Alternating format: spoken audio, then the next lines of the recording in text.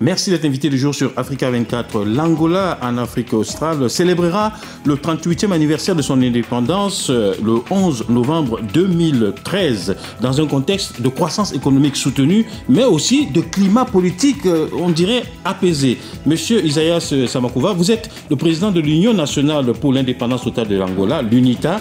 Dites-nous où en est l'UNITA 11 ans après la mort de Jonas Savimbi.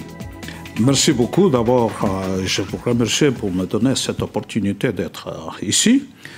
Et en ce qui concerne votre question, je devrais commencer pour dire que la croissance que se parle sur l'Angola, c'est la croissance qui concerne des chiffres. Parce que en réalité, cette croissance ne se sent pas parmi au milieu de la population. Bon, il y a des chiffres que c'est bon, mais le peuple continue à souffrir. On va revenir dans la dernière partie de cet entretien sur cet aspect économique, mais parlons de l'aspect politique. De l'aspect politique, nous disons qu'aujourd'hui, nous pensons que l'important, c'est la consolidation de le processus démocratique en Angola. Parce qu'il n'y a pas la paix réelle s'il n'y a pas la démocratie. Ce qui se passe en Angola aujourd'hui, c'est que le processus de la démocratie recule. Nous avons eu des victoires, nous avons eu un progrès en ce qui concerne le processus démocratique, jusqu'à, je dis, ça fait un an.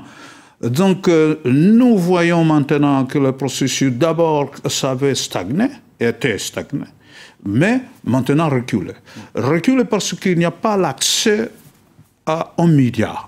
Les partis politiques, tous ceux qui ne sont pas du gouvernement, du parti au pouvoir, ont difficulté d'avoir l'accès aux médias. C'est ça la première chose. La deuxième chose, il y a une discrimination, il y a même une certaine limitation de liberté d'expression des gens et nous, de la partie politique, nous avons beaucoup de difficultés même de faire nos actions.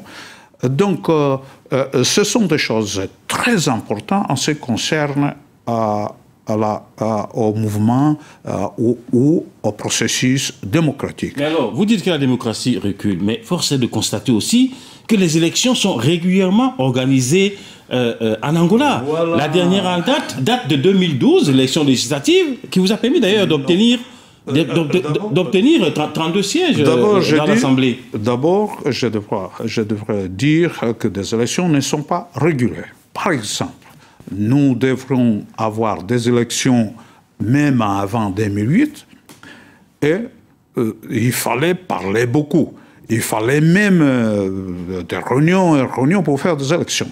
Bon, 2008, nous avons eu des élections, 2012, nous avons eu des élections, mais nous devrons avoir des élections locales en 2014. C'est ça qui était accordé, que nous avions accordé. Maintenant, ils disent que nous n'aurons pas des élections en 2014. Il semble que même en 2015, nous ne pourrons pas avoir des élections locales. Et la démocratie, c'est très important quand il y a des élections locales. Parce que c'est à travers du pouvoir local que le peuple peut participer réellement dans les affaires du pays. Alors, on vous a entendu au mois de mars 2011 en train d'appeler pratiquement à renverser le pouvoir du président José Dos Santos. Est-ce que entre mars 2011 et aujourd'hui, en 2013, les choses ont changé? Non. N'ont pas changé. Même aujourd'hui, nous arrivons à la conclusion que c'est nécessaire. Cet changement de que nous parlons, c'est un changement qu'il faut faire. Parce qu'avec M. Dos Santos, le pays ne va pas marcher. C'est ça notre conclusion, c'est la conclusion de la majorité du peuple angolais. Mais pourtant, on vous taxe un peu d'être quelqu'un de plus consensuel, d'être moins va-t-en-guerre que ne l'était Jonas Savimbi. Vous êtes plus pour arrondir des angles. Est-ce que c'est une bonne stratégie face à un pouvoir qui ne répond pas à vos préoccupations? Oui, je trouve que c'est la meilleure chose, parce que il y a des gens qui nous disent « Regardez ce qui s'est passé en Égypte. Il faut le faire aussi en Angola. Regardez ce qui s'est passé à Tunisie. Il faut le faire aussi en Angola. » L'Angola, ce n'est pas l'Égypte, ce n'est pas la Tunisie. Et vous ne voulez pas la lutte armée. Donc, vous voulez plus. Nous avons eu une guerre de plus de 30 ans. Qui a fait plus de millions de morts. Absolument. Et nous savons ce que ça veut dire. Donc, il faut avoir ou même prendre des stratégies qui puissent faire le changement, mais sans causer des morts, comme nous avons vu déjà ailleurs. Alors, on revient maintenant sur la question économique. Vous le disiez, les chiffres sont là qui attestent que l'Angola a un taux de croissance à 2 chiffres depuis pratiquement 2003. 12,5%, 10%, une croissance essentiellement due à la manne pétrolière. Et vous dites que cette croissance ne bénéficie pas à la population. Absolument. Donc pour nous, c'est rien. La croissance devrait d'abord bénéficier la population. Mais je vais vous expliquer aussi pourquoi cette croissance. Si vous avez un pays en guerre où toutes les choses sont cassées, il n'y a rien. Donc, dans certains moments, il y a la paix, des choses commencent à grandir. Nous avons un secteur du pétrole qui bouge beaucoup.